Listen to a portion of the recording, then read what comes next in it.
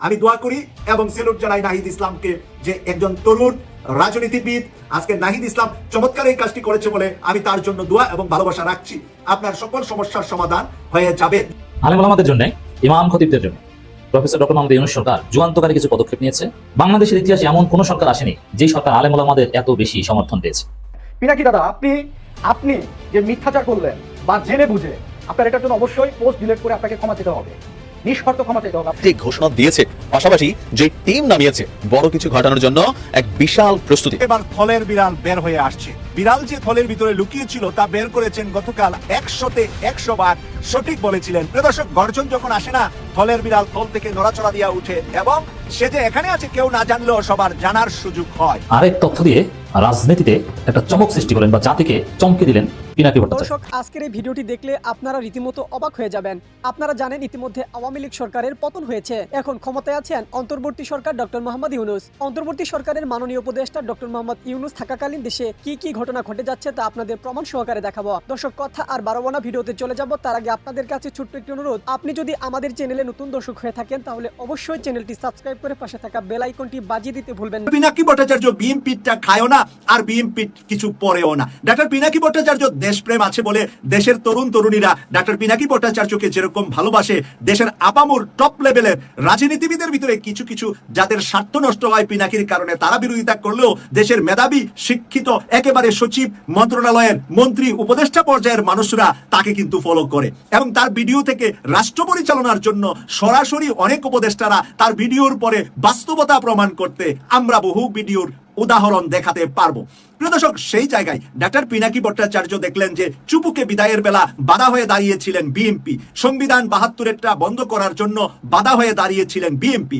এখন কোন BNP, real BNP না ডুপ্লিকেট বিএনপি? আমরা ডুপ্লিকেট বিএনপি তাদেরকে বলছি যারা বামপন্থী থেকে বিএনপিতে এসেছে, আর রিয়েল বিএনপি তাদেরকে বলছি যারা ডানপন্থী এবং ইসলামপন্থী, মুসলিম লীগ সহ বিভিন্ন রাজনৈতিক দল যাদের পরিবার আগে করতেন, পরে জিয়াউর রহমানের হাত ধরে যারা, বেগম খালেদা জিয়ার হাত ধরে যারা বিএনপিতে এসেছে, তাদেরকে আমরা রাইটপন্থী বা ডানপন্থী বিএনপি বলে থাকি। উপরের লেভেলে কিছু কই মাছ খাওয়া মানুষগুলা ওই যে নরেন্দ্র মোদীর গোবর আর চেনা যারা খেয়ে ফেলেছে, তারা কিন্তু গোবর চেনা না খাইলে তাদের ঘুম আসে না। ওই রকম কিছু পন্থী বিএনপি যে উপরের লেভেলে আছে, বামপন্থী, এটা বিএনপিরই মেজরিটি ভাই বোনেরা জানেন।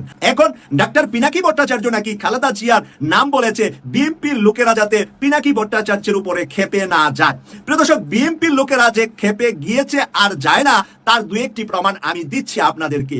এই যে 1 জুলাই চিনমন্ত্রী সম্মেলন কেন্দ্রে বিশাল অনুষ্ঠান করলো বিএনপি, সকল দলের রাজনৈতিক ব্যক্তিদেরকে আমন্ত্রণ দিয়ে অনুষ্ঠান করলেন। সেখানে আহত এবং নিহত পরিবারের সদস্যদেরকে আমন্ত্রণ করেছেন।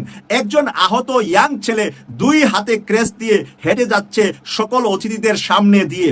এটার অর্থ আমরা বুঝেছি যে তার মানে তাদেরকে উপস্থাপন করেছে কতজন আহত আছে, আহতদেরকে আমন্ত্রণ জানিয়েছে, সবাই যাতে চোখে দেখে একটা তরুণ ছেলের পা নাই, 2 হাতে ক্রেস্ট দিয়ে হেঁটে যাচ্ছে। কিন্তু সেই মুহূর্তে যে কোনো কারণেই হোক ছেলেটার দিকে তাকাচ্ছেন না।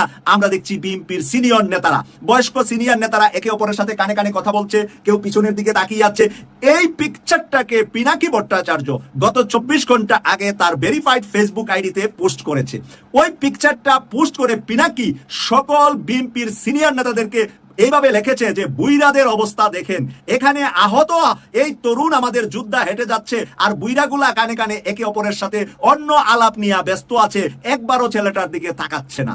তাহলে এই দুইটা কথা দেখেন। জাহিদ বলেছে বিএনপির সমর্থন পাওয়ার জন্য পিনাকি এই খালেদা জিয়ার নাম বলেছে প্রেসিডেন্ট হতে, তাহলে 2 দিন আগে। আর 2 দিন পরে পিনাকি যখন ওই ছবিটা তার ভেরিফাইড ফেসবুক আইডিতে পোস্ট করে সে লেখে বুইরাগুলার অবস্থা দেখেন, বিএনপির বুইরা নেতাদের অবস্থা দেখেন। তাহলে আপনারা ভিডিওটা দেখেছেন, তার ভেরিফাইড ফেসবুক আইডিতে গিয়ে দেখবেন ওই ছবিটা এবং ওই লেখাটা পিনাকি ভট্টাচার্য লেখে আছে। তাহলে জাহিদুর রহমান যে বললেন, জাহিদ বলার কিছুক্ষণ পরেই, কয়েক ঘন্টা পরেই পিনাকি কিন্তু ওই ছবিটা পোস্ট করেছেন। তাহলে বিএনপির দয়া যদি নিতে চা, বিএনপির মায়া যদি নিতে চা, বিএনপির কাছ থেকে কিছু যদি পেতে চা ডাক্তার পিনাকি ভট্টাচার্য, তাহলে কি বিএনপির সিনিয়রদেরকে বুইরা খাটাস, বুইরা শব্দ ব্যবহার করতেন?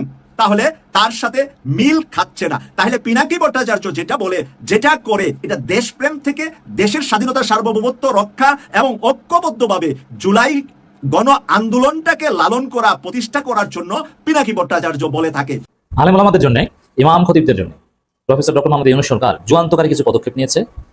কিন্তু সমস্যা হচ্ছে বিএনপির সাথে তলে তলে আতাত করে কিংবা হাত মিলিয়ে সে অর্জনগুলো সরকার ম্লান করে দিয়েছে, সব ব্যর্থ। বাংলাদেশের ইতিহাসে এমন কোনো সরকার আসেনি যে সরকার আলেম ওলামাদের এত বেশি সমর্থন পেয়েছে। 2001 থেকে 2006 সাল বিএনপি জামাত সরকার, হ্যাঁ, আলেম ওলামাদের একটা বড় অংশের সমর্থন ছিল, কিন্তু একদম নন পলিটিক্যাল সাধারণ আলেম ইমাম খতিব থেকে শুরু করে সব শ্রেণীর আলেম ওলামাদের সমর্থন, কোন সরকারের প্রতি অ্যাবসলিউট সমর্থন এবং দোয়া, সরকারের প্রধানের প্রতি ভালোবাসা, এটা বাংলাদেশের ইতিহাসে কখনো ছিল না, যেটা প্রফেসর ইউনূসের ক্ষেত্রে হয়েছিল।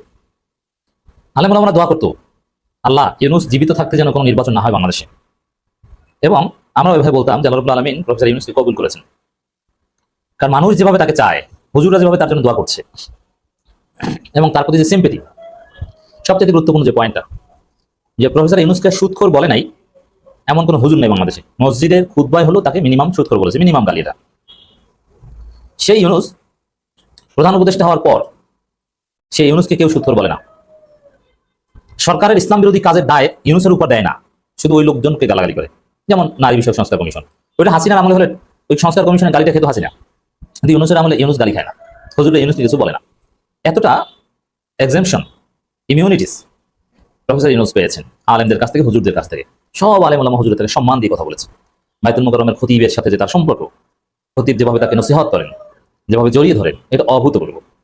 এবং রাষ্ট্রে আলেম ওলামাদের সম্মান, এটা বাংলাদেশে কোনো সরকারের আমলে হয়নি। যার মিসইউজ আমরা কিছু দেখেছি, কিছু আলেম ওলামা বা কিছু ইসলামপন্থীরা অতিরঞ্জিত কাজ, ফুটবল বন্ধ করে দেওয়া, অমুক এগুলো করেছে। এবং আলেম ওলামারা বিভিন্ন জঙ্গি ট্যাগ খেয়ে বা যারা যতভাবে নির্যাতিত হয়েছিল, সবাই এখন মুক্তি পেয়েছে। ওয়াজ মাহফিল নির্বিঘ্নে করা যায়, অত্যন্ত সুন্দর একটা পরিবেশ। তো এই বিষয়গুলো বিএনপির কারণে সব ব্যর্থ হয়েছে। ইউনূস শেষ পর্যন্ত বিএনপির সাথে হাত মিলিয়েছে অন্যদের ওভারলুক করে, যার ফলে এখন প্রফেসর ইউনূসের প্রতি সে আগের ভালোবাসা সম্মান নেই। আমরা চাই যে আবার দ্রুত সেটা ফিরে আসুক। একটা যুগান্তকারী পদক্ষেপ, ইমাম ও খতিবদের বেতন 2015 সালের পে স্কেল অনুযায়ী দিতে অর্থ মন্ত্রণালয়ের চিঠি। আপনি চিন্তা করেন, ইমাম ও খতিবদের বেতন তাও আবার একটা পে স্কেল অনুযায়ী দেওয়া, এটা কল্পনা করেছেন বাংলাদেশে কোনোদিন? ইমাম খতিবদের বেতন দেওয়া হবে সরকারি পে স্কেল অনুযায়ী, দ্যাট ওয়াজ আনইমাজিনেবল। কিসের বেতন? 2000 টাকা, 3000 টাকা, একটু ভালো মসজিদ হলে 10,000 টাকা, 15,000 টাকা সর্বোচ্চ। কিন্তু কিসের পে স্কেল অনুযায়ী? সভাপতি সেক্রেটারি এলাকার মানুষ যেটা মনে করবে ওইটা দিয়ে দেয়, তাও ঘুরায়। অনেকে 2-3 মাসে দেয় না, 10 তারিখ 15 তারিখ দেয়। আবার কত তুচ্ছতা ছিল, ইমামের মাধ্যমে মসজিদ ঝাড়ু থেকে শুরু করে মসজিদের টয়লেট পরিষ্কার করা থেকে শুরু করে সবই করায়। ইমামদের দেশে কোনো সম্মান নেই। ইমাম কারা? সবচেয়ে অবহেলিত, কিছু করতে পারে না। আবার অনেক ক্ষেত্রে ডিসেবিলিটি, হাত আছে পা নেই, পা আছে হাত নেই, এরা ইমাম একটা অংশ। কিন্তু হওয়ার কথা ছিল সমাজের সবচেয়ে অভিজাত তিনি হবেন ইমাম। এই জন্য দেখবেন যে বাংলাদেশে অধিকাংশ ক্ষেত্রে যারা হুজুরদের মধ্যে, আলেমদের মধ্যে যারা অভিজাত, তারা আবার ইমাম নয়।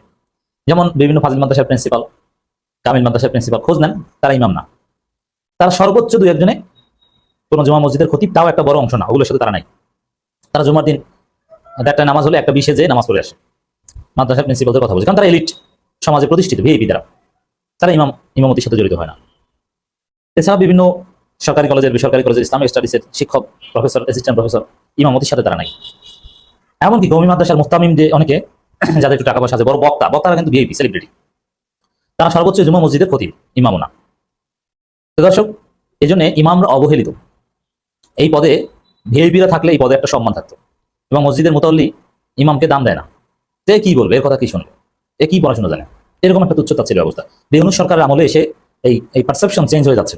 ইমাম কি, খতিব কি? আমরা বাইতুল মুকাররমের খতিব আব্দুল মালিকের মাধ্যমে দেখেছি, যিনি ইউনূসকে নসিহত করতে পারে সরাসরি পাবলিকলি। এর একটা প্রভাব জাতীয়ভাবে পড়েছে। ইমাম খতিবরা তাদের আত্মবিশ্বাস ফিরে পেয়েছে, তারা কনফিডেন্টলি কথা বলছে। সেই ইমামদের শুধু এই বাক স্বাধীনতা দিলে যে সম্মান বাড়বে তা না, সম্মান বাড়ার সবচেয়ে বড় উপায় হচ্ছে তাকে উচ্চ বেতন দিতে হবে। মনে রাখবেন সহজ হিসাব, যার বেতন যত বেশি সে তত বেশি সম্মানিত, এটা একটা কমন থিওরি। যার আয় যত বেশি সে তত বেশি গুরুত্বপূর্ণ, যার টাকা আছে সেই ইম্পর্টেন্ট, এটা বাংলাদেশের বাস্তবতা এখন মধ্যে। তবে অবশ্য একদম বোকাশোকা শুধু টাকা আছে, যদি বোকাশোকা হলে টাকা উপার্জন করা যায় না, তার কথা ভিন্ন। মানে 2-একটা এক্সেপশন বাদে টাকা থাকলে সেই হিট। এই জন্য ইমামদের বা যে কোনো পেশার মানুষকে, ওই পেশাটাকে সম্মানিত করার সবচেয়ে গুরুত্বপূর্ণ পদ্ধতি হচ্ছে তার বেতন বাড়ানো। তার উচ্চ বেতন দেওয়া মানে সে ভিআইপি। যে কোনো ক্ষেত্রে আপনি আজকে থেকে প্রাইমারি শিক্ষকদের বেতন বাংলাদেশের সবচেয়ে বেশি বেতন বানিয়ে দেন, 5 বছর পর দেখবেন প্রাইমারি শিক্ষকরা সবচেয়ে ভিআইপি সমাজে। এটাই হচ্ছে বাস্তবতা। এই জন্য এই সিদ্ধান্তটা যুগান্তকারী। থানা ঘেরাও করে ফেলাইছে, থানা থেকে 2জন আসামি ছিনায় নিয়ে গেছে। থানা যখন ঘেরাও করে, এই থানা থেকে পার্শ্ববর্তী থানায় টেলিফোন করছে, সাহায্য চাইছে যে পুলিশ ফোর্স পাঠাও, ওই থানাও ঘেরাও করে ফেলাইছে। হায় হায় হায়, কত বড় দল! পুরা স্বাধীনতা ঘোষণা তো ভাই, পাটগ্রাম ওনাদের হাতে। সত্যি সত্যি দরকার নাই পাটগ্রামে নির্বাচন করার, ওনাদের দিয়া দেন। এবং যেখানে যেখানে ওনাদের এমন ক্ষমতা আছে, সব দিয়া দেন। খামাখা কি দরকার থানা টানা ঘেরাও কইরা? আর ওনাদের ধরেন টরেন না, কারণ ধরে তো লাভ নাই। আপনারা ধরে নিয়ে যাবেন, ওনারা সব থানা ঘেরাও করে নিয়ে যাবে। আপনাদের বেজ্জতি তো, পুলিশের বেজ্জতি হইতাছে, চরম বেজ্জতি হইতাছে। এরকম বেজ্জতি হইতে হইতে একটা টাইমে এমন জায়গা চলে যাবে, পুলিশের সেই যে কাপড়টা না লন্ড্রিতে নিতে চাবে না, যে লন্ড্রিতে নিতে চাইবে না পুলিশের কাপড়, বলবে যে না আপনাদের কাপড় আমরা ধুমু না, আপনারা তো দেশের জন্য কিছুই করতে পারলেন না, অতীতও পারেন নাই, এখনো পারেন নাই। কেন পারে নাই বুঝলাম না। পুলিশকে ভয় পায় না, এটা আবার কোন দেশ?